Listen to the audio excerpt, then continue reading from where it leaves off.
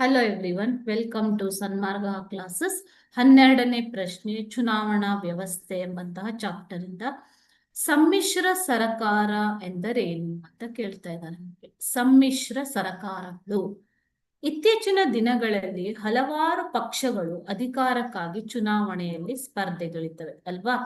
ಯಾವುದಾದರೊಂದು ಪಕ್ಷ ಸ್ಪಷ್ಟ ಬಹುಮತ ಪಡೆದೇ ಇದ್ದಲ್ಲಿ ಅಂತಹ ಸಂದರ್ಭದಲ್ಲಿ ಪಕ್ಷ ರಚನೆಗೆ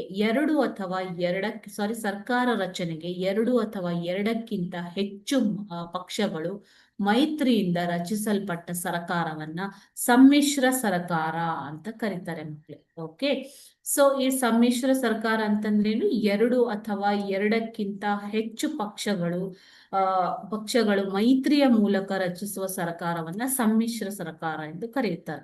ಸಮ್ಮಿಶ್ರ ಸರ್ಕಾರದಲ್ಲಿ ಮೈತ್ರಿ ಹೊಂದಿದ ಪಕ್ಷಗಳು ಮಂತ್ರಿಮಂಡಲದಲ್ಲಿ ಸ್ಥಾನಗಳನ್ನ ಹಂಚಿಕೊಳ್ಳುತ್ತವೆ. ಓಕೆನಾ?